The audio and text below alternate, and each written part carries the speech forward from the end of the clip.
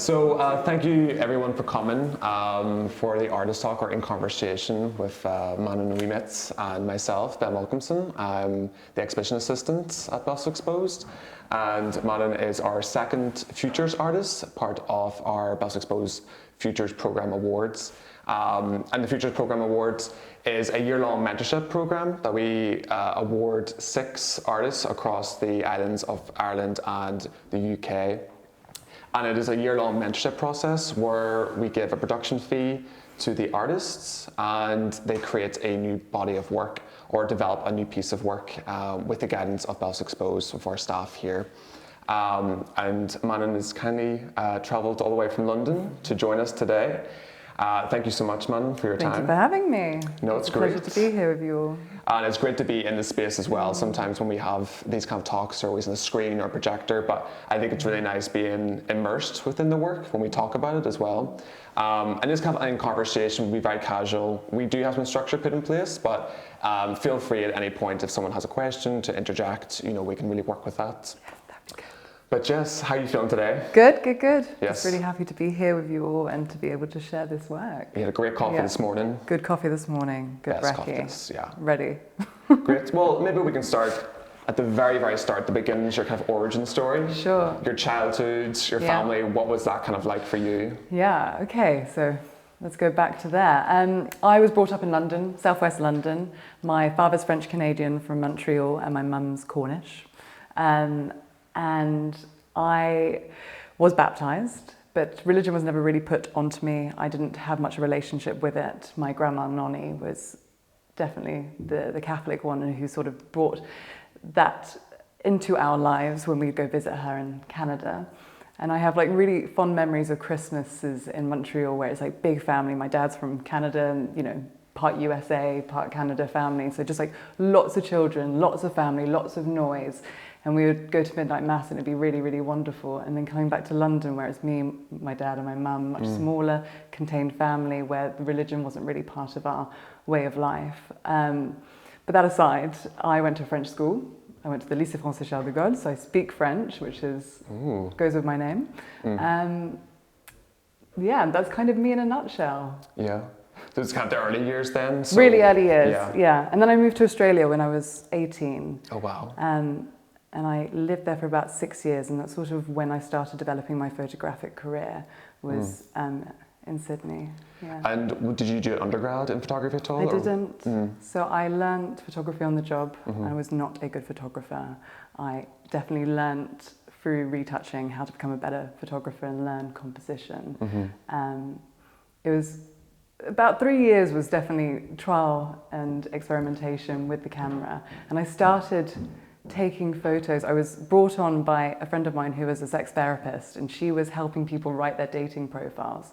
And she realized the common problem was often people's profile pictures. And it'd be like, you know, up the nose selfies, Dan with his ex-wife cut out or not cut out, Mary with 20 cats in the background. And so I would go over to people's homes and I would take pictures of them sort of, you know, candid, full of spirit portraits of people who are looking for love and try and bring out the best version of themselves, which is where my passion for photography really came into action, was looking at people's vulnerabilities and trying to find ways of eking out a sense of self and a sense of confidence within that interaction, using the camera to sort of really bring out the best in the person. And this is during your time in Australia? Yeah. Or? Oh, wow. So that was an And then when did you move back to the UK? What kind of transition was that for you? I came back in, I think around 2016. I moved between Sydney and LA and London working as a fashion photographer. After my stint in portraiture, I moved over to fashion and tried working within that world, which was great and amazing to collaborate with so many different people, but I found I was losing the connection to photography, which was really about learning about people and understanding how to connect with one another. And, you know, it's all about the lived experiences and like shared perspectives that I was really interested in. And I was finding I was losing that within the fashion world. Everything was very staged and and beautiful, but it was staged, it wasn't real. So when I came back to London, I decided to do an MA in photography at the University of West of England. Aaron Schumann was my tutor, and he really helped me find my passion and authenticity within photography and reconnect with it. And the aim with the MA was to find a relationship again with people, my subject matter, and use the camera in ways that felt positive rather than looking, you know, the fashion industry has its way about it in terms of putting on a face, and it doesn't help with confidence. And I just really wanted to find a way of working with photography that brought the best out in my environment and the people I was working with. As you say, like fashion is very constructed, it's very staged, there is that removal of a sense of self. Which is brilliant, it's fantasy and it's amazing, but... It has its place sometimes, but I think for you, with that stage, you wanted something a bit more real, a bit more personal, a bit more sense of self, as you were saying. And you found that through your kind of MA kind of process? Yeah, so I did a project called Altered, which focuses on people with altered identities, so people who have lost limbs and burn survivors and people who have gone through cancer. And the project's nude, it's naked, and it's a black and white project, and it was really about being able to create a space that I could invite people in where they could explore themselves with their new identity and find confidence and feel empowered in a safe environment. And then also share that with the world and know what it is to be seen by another person and be seen beautifully, not in the way that we often see people who are different, which is marked with pity, and there's a sense of disempowerment in it. And this project was really about empowerment and showing the best of the person in front of me. And using photography in that way, what developed from it was a really cathartic, therapeutic way of working, which was really, really wonderful. Not something that I had intentionally set out to do. But as the series grew and the feedback I was getting from the people, it was just this real sense of self, like being able to re-explore identity and feel good about oneself, you know, with the interaction of using a camera and being able to create that space was just really wonderful. And they are gorgeous imagery. I think that also comes from your fashion background as well. You have a certain eye and a certain aesthetic, which also translate to this exhibition here. But the aspects of collaboration is also really important, very important, which we will talk into as well. But how did you come about with the Belfast Exposed Futures Programme? How did that kind of, because this project kind of came from that year-long mentorship. What was that entryway into you? So you kind of, after your master's, what was kind of the next stages, next steps for that? Next stage? Well, it was Merv who actually got me on a job doing the Alzheimer's Society portraits, and that's how I found out about Belfast Exposed, and I sort of kept up to date ever from that point in. So thank you for making that possible. So what was the question? So the next kind of stage in terms of this project here, because this kind of developed from the kind of Futures program, how did you find kind of the process of that, making a new project, I guess, in a short span of time? Because I know it's a year, but for some people a year can be quite very short to make a whole body of work. Yeah, I don't think I've ever worked on a project at this speed. The conversion process going into Judaism is a year-long program, so you live a Jewish calendar year, and that coincided quite well with the mentorship program being a year. And just very quickly to talk about Belfast Exposed and like what it gave me was the support and the opportunity to do this. And I had set out not to make a project about my Jewish conversion, but I was part of the conversion process is to create 2 essays, and one of them I asked whether I could do it in a visual way and be able to explore Judaism visually and be able to connect with the objects and the traditions and the culture in a way that felt meaningful for me. And the only way I really knew how to do that was by connecting through photography. And so one of the essays I gave to the Bet Din, which is 3 rabbis who judge whether you're ready to be a Jew or not, was a photographic essay. And so this is a continuation on from that photographic essay. This is a development of what we see of what I started with and what was really an expression of what Judaism meant to me and what kind of relationship I was building with it. And what was the starting point for you with the conversion process. How did that come about? Was that very sudden, or was there anybody that helped you within that process, or can you explain a little bit more? Yeah, I mean, it started really when I lived in Sydney. I lived in a very, in the eastern suburbs, which is quite a Jewish community. There is a Jewish community there. So a lot of my friends were and are Jewish. And having moved there when I was 18 and not really knowing anybody, I was taken in by Jewish families for Shabbat dinners and made to feel at home, and was very, very welcomed by the community. And so I really had a feeling of home and family away from London, from my actual home and family. So that kind of, you know, I always used to joke about converting to Judaism, but never really understood that it was a possibility or a reality for me. And so I felt connected to it, and it was that real sense of, it's the family and the warmth that I felt very connected to, and that I was always seeking.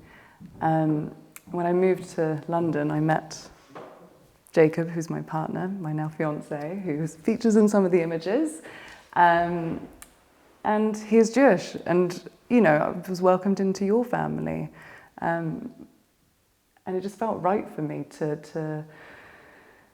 We had conversations about what our family would look like, projecting into the future of what our children, who they would be, and how would we grow our family together. And the answer was always, or our answer was always Jewish.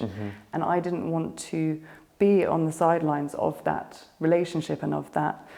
I wanted to be able to have my own traditions and my own lived experiences within the traditions to share that with my future children. So it felt really important for me to go on that journey and explore Judaism. And of course, I've been supported by Jacob and his family. My rabbi is very, very cool. She's a woman, which there are only 1,000 women rabbis across the world. So she's like pretty wicked, and is very earthy, and has, you know, she's given me that support to explore Judaism with photography, you know. I think a lot of people, when they think of Judaism, they think of the ultra-Orthodox and the Orthodox communities, so everything's...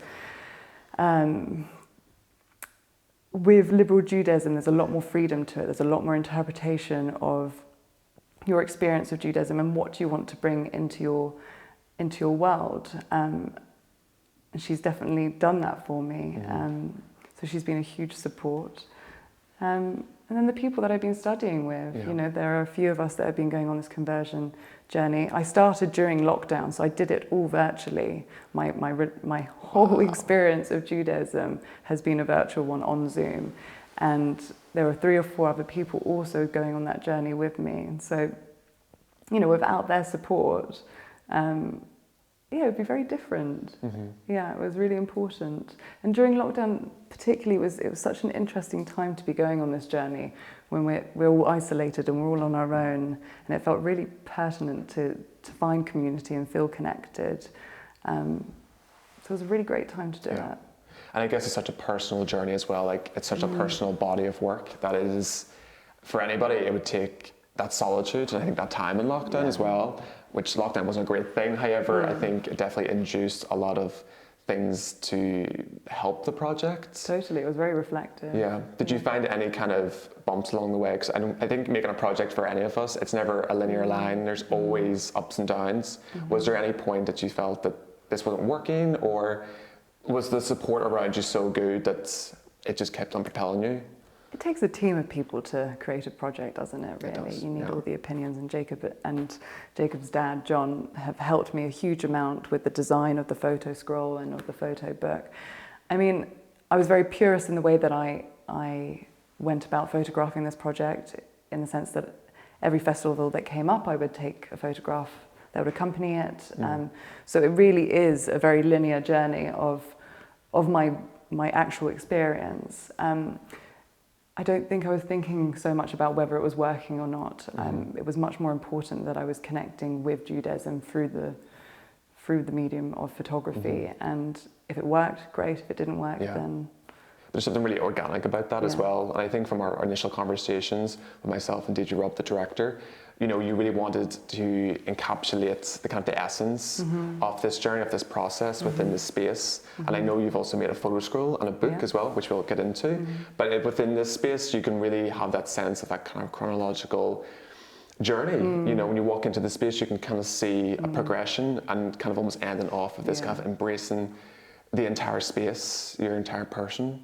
I love that cluster over there is really indicative of my experience of being like the outsider looking in, and feeling like trying my best to find a connection with the objects, but being almost too afraid to do it. And then as the series grows, you know, I become part of the series, I become part of the project, and I'm exploring identities within Judaism of like what feels right to me, and exploring the ideas and the stories. And, you know, with the pomegranates, there's this saying that there are 613 pomegranates in each pomegranate, and for every pomegranate there is a commandment, of which there are 613. And so, like, you know, testing the waters and counting each pomegranate to find out whether this was myth or fact, and it was fact on this occasion. But for me, it's such a joy to be able to look back on it and see the different stages of who I was on this search for my new identity and sense of belonging. Yeah, an identity, which the project is called My Name is Maya. Could you talk a little bit about the title of that, how that came about? So part of the conversion is choosing a Hebrew name, and that's where Maya was born. And I wanted to find a name that I could connect to, that had some sort of meaning and depth to it, that felt, that resonated in a sense beyond just it sounding nice. And when I lived in Australia, in my darker times, in my sadder times, I would often go to the ocean and just look out at the horizon. That was like my safe space. And I came across the name Maya, which in Hebrew, the root is mayim, which means water. So it comes from, it has a personal depth to it that has a root to the water. And I love the symbolism of being able to root myself within the Judaism and the culture. Water is apparently a feature that runs throughout, quite literally, but also like the flow within the space. And even with the photo scroll as well, I know it's very interesting incorporating other elements into a photography exhibition, but I know the photo scroll was very important to you in the process. Do you mind explaining a little bit about that? Yeah, the photo scroll, like the photo book, is really, it's in chronological order of my experience, and it felt really important. What I wanted with the photo scroll was for the audience, for the viewers, to be able to interact with something that felt Jewish. It's not very often that you get to hold the Torah, this is a nod to the Torah. And I wanted it to be more accessible, it not being such a scary thing that feels very foreign and distant. So it felt really important to create an object that we could all play with, that we could all interact with and familiarize ourselves with. You know, there's this, my education of Judaism growing up was about the death of the Jews, the Holocaust. It was never about the traditions, the cultures, the objects, like it was with other cultures. And I kind of wanted to bridge that gap. I think there's something so tactile about it. Like that physicality is really important. I think accessibility is something, you know, that ourselves as an organisation are always striving to do. And I think, particularly within Belfast, in the context of Northern Ireland, it's really important to have exhibitions like this to showcase to a wider demographic that there is much more than black and white, so to say, that there is a multitude of voices and personalities that do need to have a spotlight. And I think that also runs through in terms of your collaboration and your kind of collaborative initiatives that you've kind of delved into. Because I know at the back here we have an assortment of a painting and a vest. Do you mind talking a little bit about that? Yeah. Judaism is so based on community, right? And it's all about that sense of everybody's your family, and you it's about feeding off of one another and helping people when they need help. And I really wanted to bring that element of that sense of culture into the project, and it felt really important to be able to showcase that and see different perspectives. Like the painting is from a friend of ours, his name's Ira Tryman, and you know, looking at the the picture of the Hanukkah, and he's found a different perspective to look at it. And it's really, liberal Judaism is all about different perspectives and looking at looking at the scroll and the scripture and then contemporizing it. And it just felt really important to be able to do that and have the sense of community involved in the project and be able to showcase that with everyone and really explicitly say that it takes more than one person to build something like this. Like, it's not just a project, but it's my life. Absolutely. And I mean, even visually, it kind of worked in the space. I know we're quite purist in a sense sometimes when it comes to exhibitions, where we kind of want to have just an image on a wall, that speaks, 1,000 words, so to say. But for me personally, I would love to see kind of multimedia elements. I think you really did bring that in terms of that kind of collaboration wall, which we kind of went back and forward in terms of the placement of things. I think the curatorial decision, which sometimes, that is part of the process. But I think your practice is so process-based in the sense where you're so physical, so tactile within your own body, and with incorporating like still imagery, which really goes back to kind of your, I guess, kind of fashion editorial kind of look. You have a particular eye. What was some kind of visual references that you were kind Before I go on to that, I want to talk about, just really quickly mention the vest, which I think is actually really an important aspect of this sort of element of. One of the questions I had within my process of converting was, how do I take on a Jewish identity? How do I take on the heritage and the lives that have come before me? And with that Purim vest, so Purim is a festival where you dress up, and it felt really important to collect different images, found images from previous festivals, and most of them date from the Second World War, just before. And that's, again, it's that sense of community and building a relationship with Judaism beyond what my first-hand experience is, but like really bringing in the past into the present and owning it as my own. Yeah. We're on a bit of tangent there. No, we love a tangent. We love a tangent. Your question was just kind of visual the visual references, particularly because I know obviously you said about your fashion background. There is. These images are just gorgeous. They're quite accessible in a sense where anyone can walk in off the street and kind of engage with them because they're so beautiful. But also with your process, there's also a lot of heavy research involved as well. And a lot of the kind of diagram we have for the handout, we list all the names of the works. And for most exhibitions, we don't do that. But I think for this exhibition, it was really important that you really wanted to talk through kind of each work, and each work has a specific name. And particularly with the photo scroll, there's a lot of context with that. But with your own visual references, who was kind of... I think Irving Penn always seems to linger in my mind for different reasons. The last project, portraiture, I was really influenced by his portraiture. And this, it was more his still lives and I guess his choice of colour and composition and the quietness around some of his still lives. So he was definitely an influence, as well as Edward Weston, and looking at like the personified images that he creates. And so like these matchsticks resemble, for me, the davening process. So people go to Jerusalem and they face west and they rock back and forth, and these matchsticks really resemble that for me. So I didn't have too many visual references, too many photographers I was looking at. Again, it was just about being purist to my own experience and just finding ways to connect. But always Irving Penn's there in the back of my mind. Yeah. He lives here permanently. I think after such a personal project like this, you do need time to kind of reflect upon that.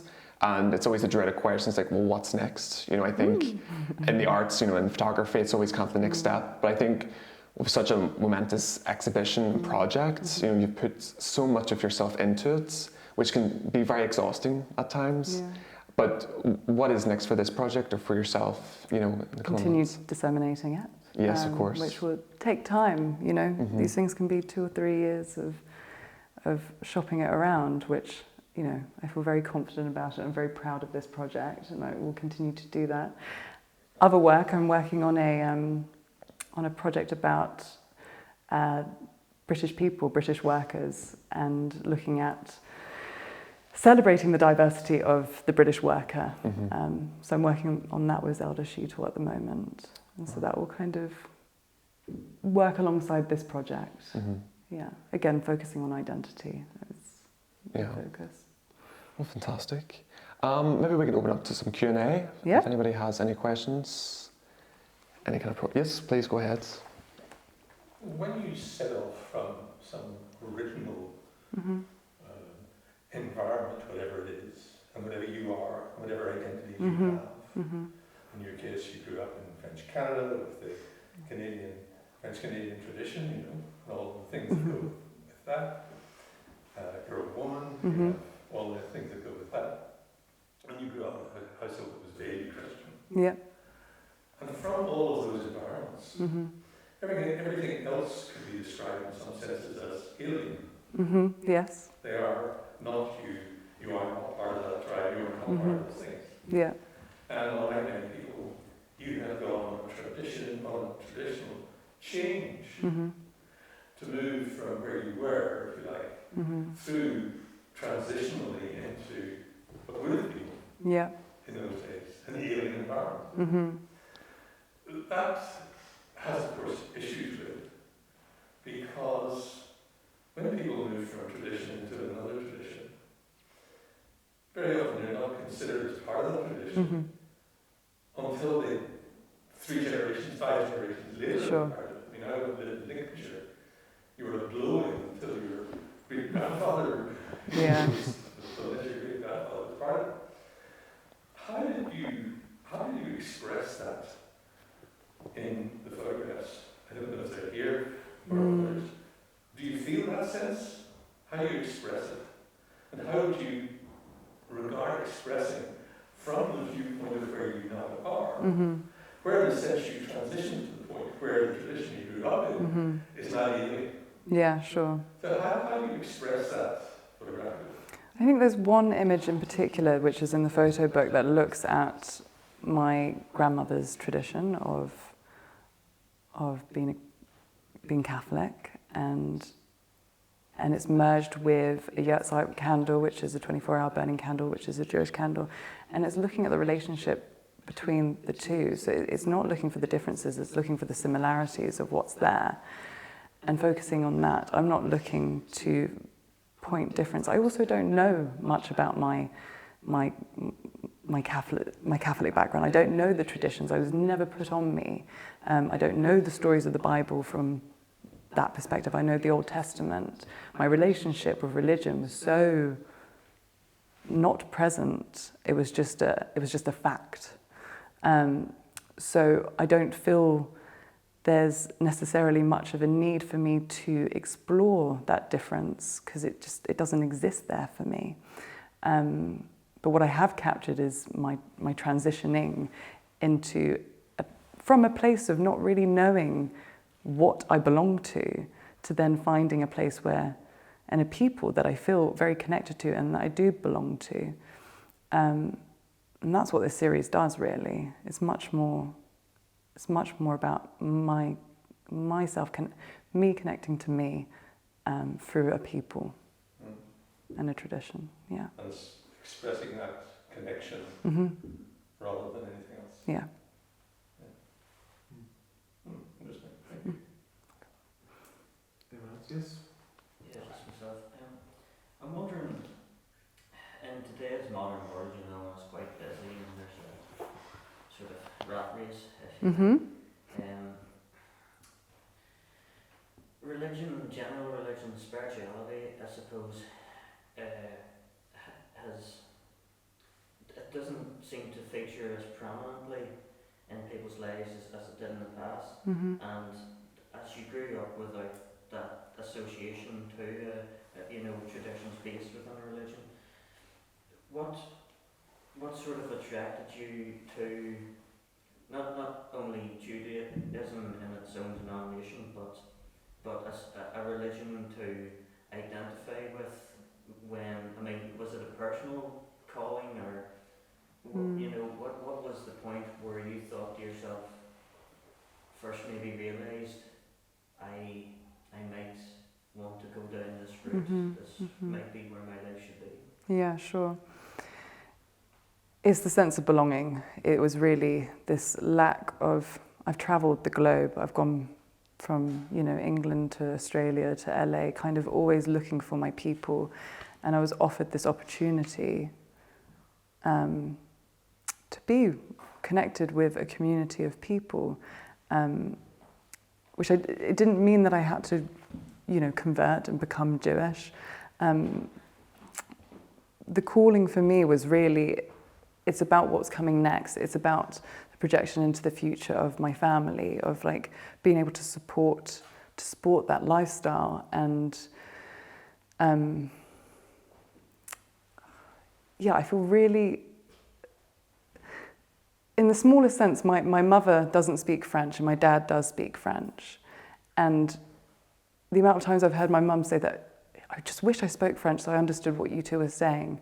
And I always found that quite sad, not being able to connect and like be in on the kind of thing that we were talking about. And it left her on the margins. And we didn't mean to do that. It was just, we were able to communicate in a different way, in a different language. And I wanted, for myself and for my children, for that not to happen. So that's more my calling. The religious side of it and the spirituality is something that's developed as I've converted. It wasn't really like, I didn't have a calling in that respect. It was so much more about community. But something has grown in me, more of an understanding of spirituality, about a connection with Mother Earth, and what like my divine experience has definitely developed. And it'll be very different to yours, and it'll be very different to another Jewish person. But I'm connecting with something very spiritual within Judaism that has developed as I've gone on the journey. Why could you qualify the switch? Pardon? The switch? The switch, yeah. Could you qualify that for me? So that is in the synagogue, where this is like the modern interpretation of Judaism, right? So there's like Ner Tamid, which means eternal light, and there is no switch for it, so you can't turn it on and off. And I just love the modernity of like how the Jewish people and the synagogues have had to evolve over time and contemporize the environment. And it's, you know, it's such a mundane thing that nobody would notice, but for me it meant everything. It was just like modernity within tradition of a religion that's over 5,000 years old. Like, how do you evolve? And this is how they've evolved. And Have you ever thrown the switch? yeah. Thank you. It's an interesting point actually about the impact of modern technology. You know, as I think I told you when we spoke yesterday, my father grew up in the street of the Synagogue, which was down just off the bottom of Crumlin Road, Fleetwood Street. He lived next to Jacob Solomon, whose son was Henry Solomon, the photographer. Yeah. And he was the Shabbos guy in their house. I love that. And, you know, which is interesting in itself. I have some Jewish friends, particularly a couple live over in Ottawa. And she's a Holocaust survivor. The reason I even mention it is they had adapted to modern technology, but they obviously, because they're very traditional in many ways, she has a kosher kitchen. So she has her kosher dishwasher and her kosher dairy dishwasher and dairy microwave, and then the other one at the other place. And the machines have 24-hour timers switching on them, where they can keep things warm for the period. So you don't really need the Shabbos guy anymore. No. Because technology has substituted for the Shabbos guy, which I thought was quite amusing. For those who don't know what a Shabbos guy is, on Shabbat, so Friday through to Saturday, Jews, predominantly ultra-Orthodox Jews or Orthodox Jews, you can't switch on lights, you can't work, you can't tend to anything, you can't light a fire. And back in the day, you used to pay somebody to come to your home and do those things. I love that your dad did that. Can I correct you just a little? Oh yeah, go on. You can't pay them either. No, you can't. You have to pay them before. Oh. You give them a gift. So my father would get a gift of a penny. I thought, okay, wow. At least that's what he told me. I'm not Jewish, so I don't know. That's brilliant. That's so good. Great. Do we have any more questions, maybe? I was wondering if you could walk us through what's on the wall. Sure. So, where to start? I think probably starting in the cluster, that was really my first day in the synagogue. This was my first interaction with any of the artifacts and objects that belong to Judaism. And on the left, you have these pointers, they're called yads, which mean hand, and it's how you read the scroll, the Torah, as so not to damage it. And then there's this kippah with those three white pills, and I remember feeling so alleviated by that image and seeing this kind of reality of like a rabbi who needs painkillers, who like still gets ill and is very, very human, and the human suffering that we both share. And there's, I felt so alleviated from that experience of seeing that. And then in the center, you've got the Torahs, which sit behind frosted glass, and I think it's such a pertinent image for me because it really shares where I was at. I felt too nervous to open up the Ark and look at the Torahs and experience that first-hand experience. So sacred, was it? Yeah. I also was just scared to do anything wrong, I'm a new Jew and I don't know all the answers and I'm still nervous at times, but really at this point I was terrified. I didn't know how to interact. I didn't know what was right or wrong or whether I would be offending anybody.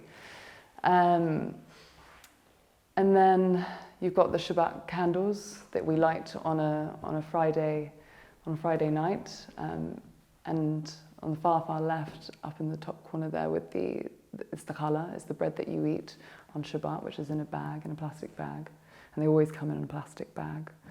And then on the far right, that is my synagogue with those 3 chairs. And it was the first time I was in the synagogue, and I already knew that when I would convert, I'd be sat in front of 3 rabbis who would judge whether I was Jewish enough or whether my intentions were right. And seeing those 3 chairs really struck me as like, oh, this is my future. This is where I'll be in about a year's time. Moving on, that is a picture from Yom Kippur, which is the Day of Atonement. And there's a tradition called Tashlich, which is about letting go of your sins and setting intentions for the future. And there are different breads for different sins.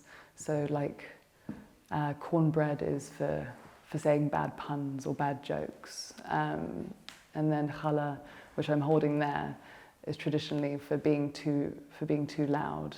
But I don't think I'm very loud, so I changed it to not being loud enough. And it's one of my favorite sort of traditions that I've come to know. It's really the beautiful thing about Judaism. It's quite an active religion. There's a lot of different activities and festivals, and you really embody a lot of what you're doing. And then you've got the olive branch, which is sort of my note to Israel, sort of connecting from a distance. My standpoint on Israel is I don't have one. I just believe in equality and the kindness of people. So it's a tricky conversation for me to talk about because I'm not well versed, but that's my connection with it. And then this lemon, which is called an etrog, and it's part of Sukkot, which is a harvest festival that has just happened. And the etrog symbolizes the heart. And it's quite a pagan festival. It's a funny one. It's really different from the rest of the festivals in the Jewish calendar year. But it's very beautiful, and it's all about the earth and the land and inviting people in to eat. So much of Jewish festivals and traditions and cultures are all around food.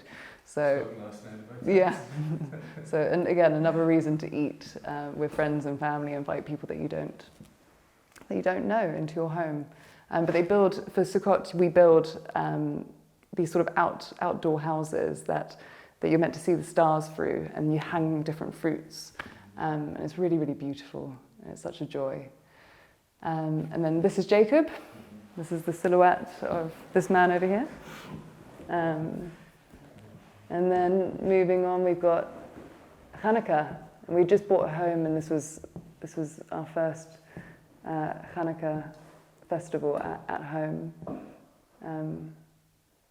So this was really my first experience of bringing Judaism into the household and making it mine, and playing with what that might look like.